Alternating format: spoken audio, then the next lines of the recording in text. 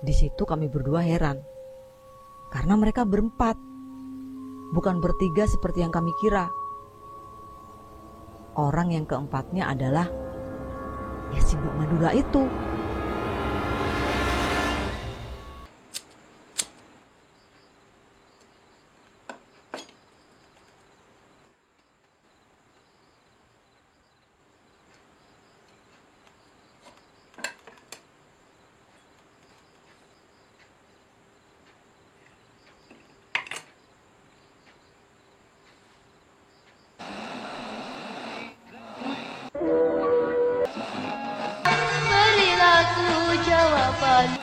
Selamat datang di podcast Kopi Hitam.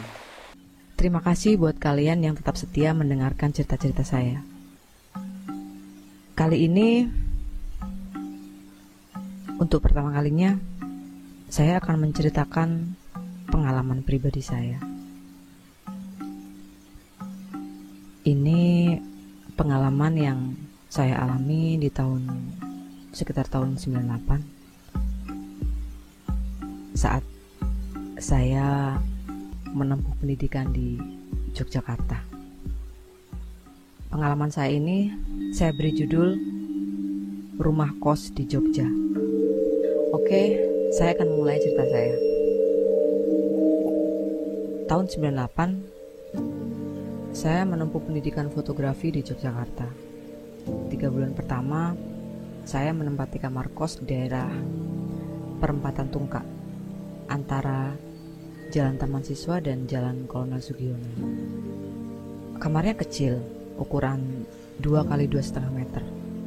Kecil banget kan? Tapi sewanya lumayan murah banget bahkan. Cuma 25.000 per bulan. Di zaman itu udah murah banget. Rumah kos itu menyatu dengan ibu kos, cuma dibatasi pintu dapur si ibu kos.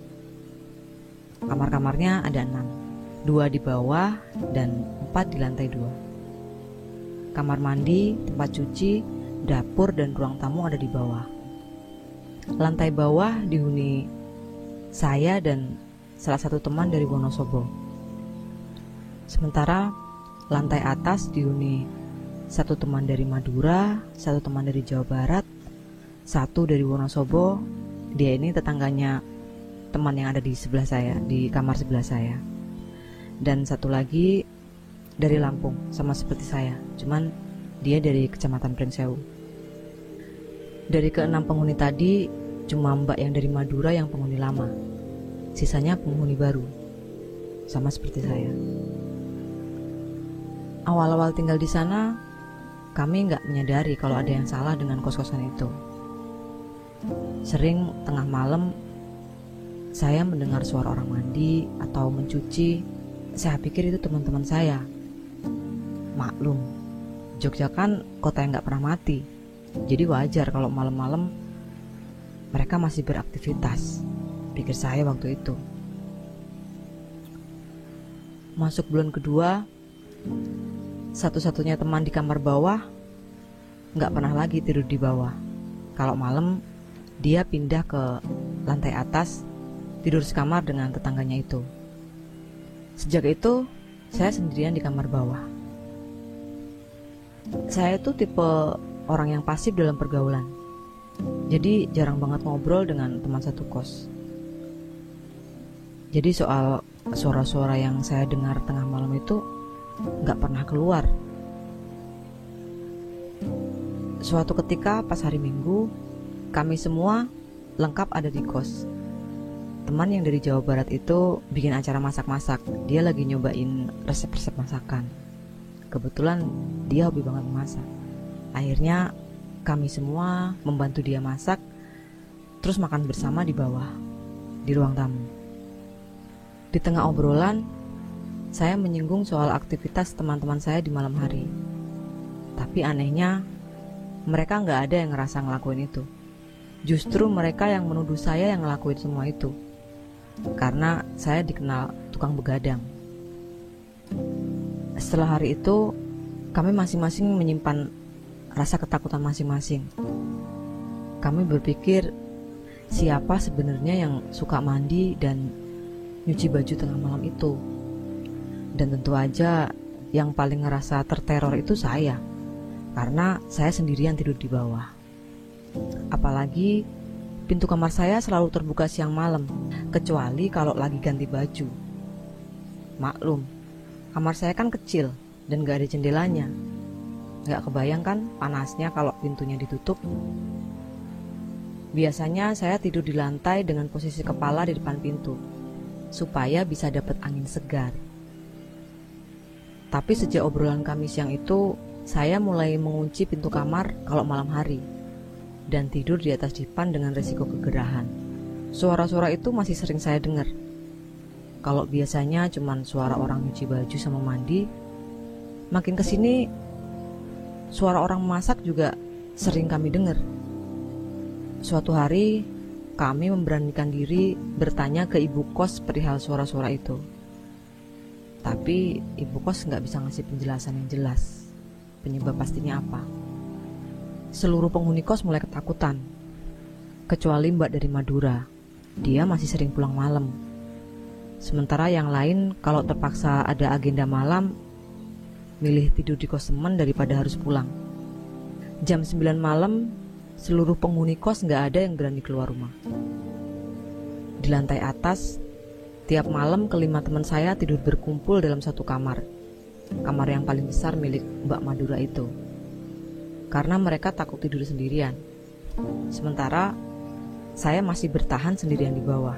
Saya lebih memilih menahan takut daripada harus menahan panas tidur berdesak-desakan.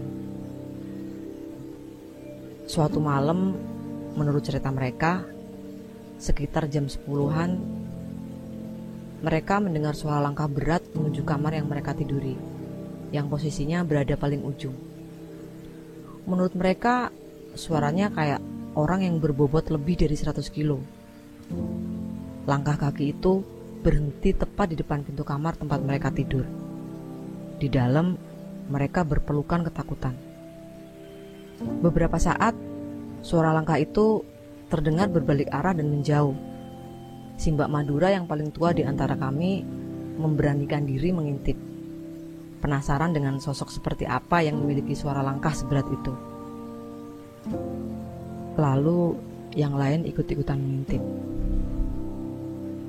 Tapi betapa herannya mereka saat melihat yang ada di lorong kamar itu, yang mereka pikir itu sesuatu yang besar dan berat, ternyata cuma seekor anak kucing. Suatu hari, teman saya yang tinggal di Lampung jalan-jalan ke Jawa Timur. Kebetulan dia mampir di Jogja dan mengunjungi kos saya. Dia seorang yang peka dengan dunia mistis. Saat itu dia duduk di ruang tamu. Saya lihat pandangannya beberapa kali melirik ke arah kamar mandi bagian atas yang posisinya berada di samping ruang tamu.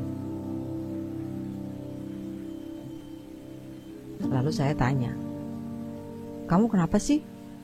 Pengen ke kamar mandi?" Lalu dia jawab, "Enggak." "Terus kenapa kok liatin kamar mandi?" Tanya saya lagi. Dia jawab lagi, "Enggak. Kamu udah berapa lama tinggal di sini?" "Udah hampir 3 bulan," jawab saya. "Kamu sekarang udah makin berani ya," kata dia lagi. "Hah? Maksudnya gimana?" Tanya saya lagi. Lalu dia jawab, "Itu nyatanya kamu betah tinggal bareng dia," sambil dagunya diarahin ke arah kamar mandi. "Dia siapa?" Tanya saya penasaran. "Itu mbak-mbak rambut panjang yang lagi ongkang-ongkang kaki di atas kamar mandi," jawab dia sambil cengar-cengir. Saya langsung melemparkan tutup gelas ke muka dia sambil marah-marah. "Kamu tuh kenapa sih suka banget ngomong gak jelas, bikin kesel aja." Tapi dia malah senyum-senyum meledek saya. Sebenarnya kemarahan saya cuma buat menyembunyikan ketakutan saya. Karena ini bukan pertama kalinya dia kayak gitu ke saya. Sebelumnya Dia juga pernah ngelakuin hal kayak gitu di rumah saya di Lampung, memberikan jawaban atas kejadian-kejadian aneh yang saya alami. Sejak hari itu, saya ikutan tidur di lantai atas.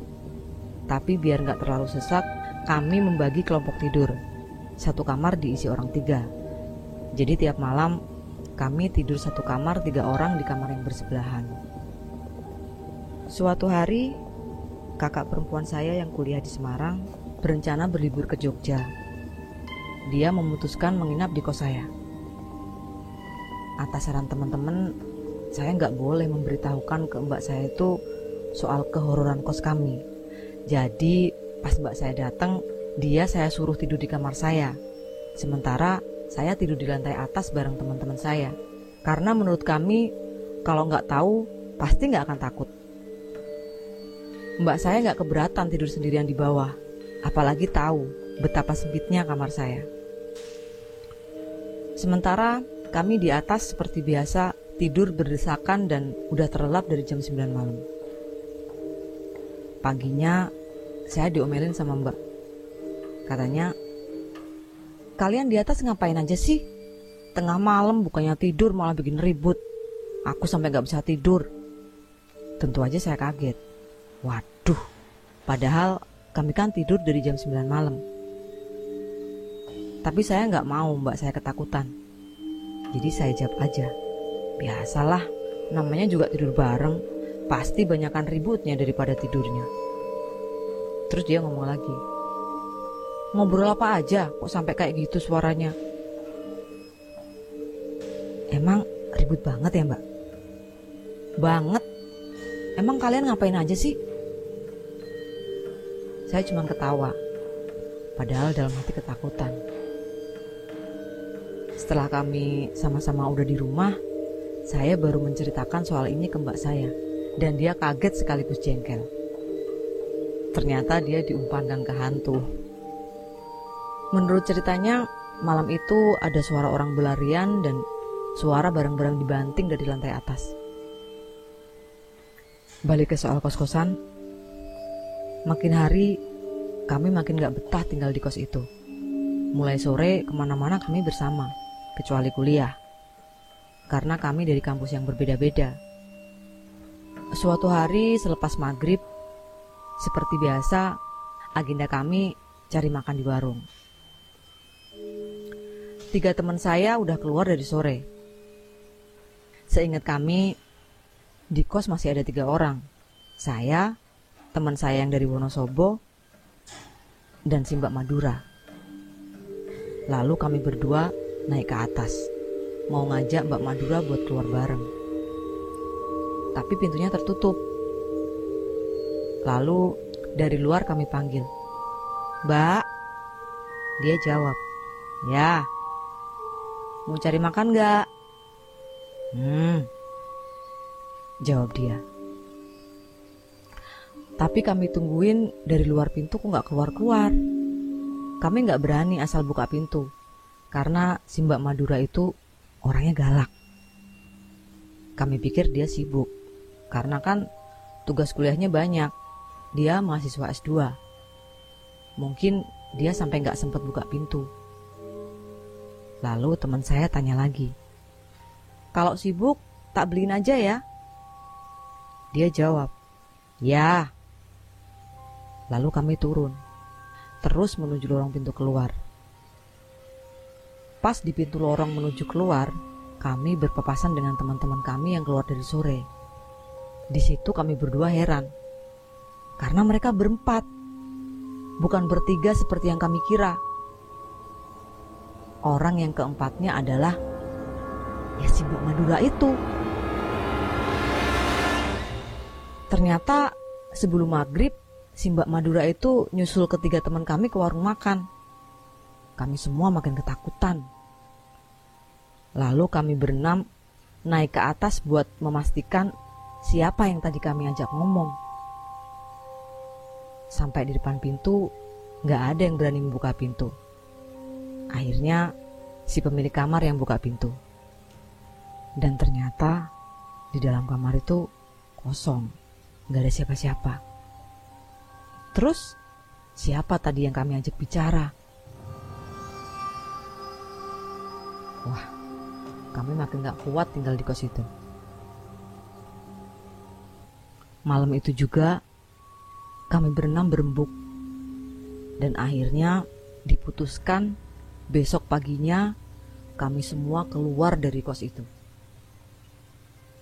Akhirnya rumah kos itu kami kosongkan. Kami gak peduli dengan uang bulanan kami yang udah terlanjur kami bayar. Juga gak peduli dengan keheranan si ibu pemilik kos. Selesai.